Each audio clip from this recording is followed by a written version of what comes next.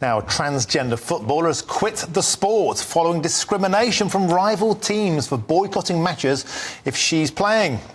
Other teams describe playing against her as terrifying, and now the footballer has been forced to hang up the boots and quit the sport. Well, the FA's current stance on transgender policy states this: gender identity should not be a barrier to participation in football.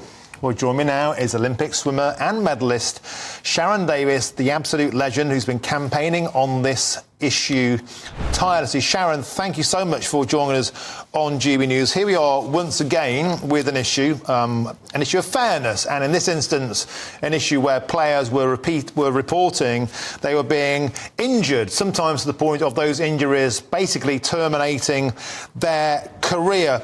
What's your thoughts on this story? Yeah, evening, Martin. I'm just pleased at long last that our female athletes are beginning to find their voices. You know, just a few days ago, we had a pool player that refused to play a male in a final of a women's competition. And now we've got 4 teams up in the Sheffield area that are saying it's dangerous for us to play against what is a very large 31-year-old male who's already broken a woman's knee. And we've got to remember there's 16-year-old girls in this team, you know, that are looking towards maybe sport being their career, and they don't want a career-ending injury whilst they're going up the ranks. This is what I've said all along. You know, this is just about safety. You know, first and foremost, any sport where there's contact involved, in something like football, a male will kick 50% harder onto a less dense bone frame. And the FA know of 50 trans-identifying males that are playing in the women's game, but there are an awful lot more than that. And so they're taking places away from women.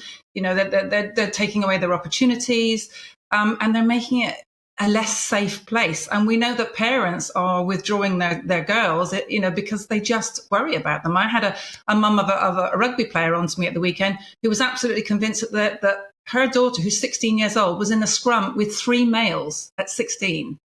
Because referees are scared to ask. You know, they are scared witless of saying anything to anybody. Sharron, of course, the teams and the players have publicly stated they're terrified of being called transphobic, as you'd imagine. And yet, when they're putting reports out of their adult women players simply bouncing off this biological man, it's not only about the risk of injury, this is about a basic fairness, isn't it? It's about denying women a place in women's sport. And how great do you think it is that at long last people are actually taking a stand and saying, no, we're not going to compete like this, it's not fair, we're going to withdraw our services? Does that give you hope? It really does. And, you know, some other really good news today, the ICC, so the International Cricket Council, have said they are going to protect the women's cricket game. And that's a very big move. They've had a 9-month consultation. Goodness knows why it takes them 9 months to work out that males are stronger than females. I will never know. But they've decided they're now, for safety reasons, based on the science. So any sport that now is not doing that is being negligent. So the FA is being negligent right now. And if you've got a child that gets injured in football by a male, you will have a very big court case against the FA because they're not protecting their female athletes. And would you believe that we have 6 combat sports here in the UK? That's combat sports, things like karate and wrestling, that still allow males to self-identify into fighting females. It really is bordering on criminal, to be honest with you. Let's have a look at this statement from TR UK, Truck United FC, the first all-trans masculine football team. They say this: Francesca is allowed to play football and has completed all the boxes required by the FA. This was a freak accident that could have happened to any player, but yet again, people want to make it a situation out of it because Francesca is transgender. I think we have Sharron Davies back on the line now, do we? Sharron, are you there? You do. I'm back again. Tremendous. Sorry about that, Mark. Sharron, I just wanted to ask you, Sharron, do you think finally what might make the FA and other sporting bodies listen isn't about common sense, isn't about the issue of fairness, but it's the threat of lawsuits? Might they finally change tack on this issue? I know. And isn't that disappointing that that's what it's actually going to take? You know, that it's taking the injury of female athletes, possibly life-changing injuries, maybe even someone's life, you know, in certain sports. You've had some serious accidents in North America.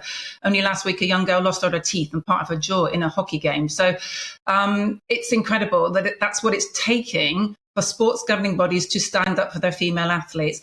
And Martin, in this country, there's 1,000 women that earn their living from sport and 11,000 men. So we already have a very small piece of the cake, and we're being told to shove over, you know, for males that feel like they are females, but they're not females, right? No matter how much they think they are not. And sport should actually be based on the biological reality of the sex that you are, and safety should always be put first. Okay, Sharron Davies, thank you so much for joining us. I know you campaigned tirelessly and fearlessly on this for years, at great personal and emotional cost to yourself. So thanks for joining us today on GB News.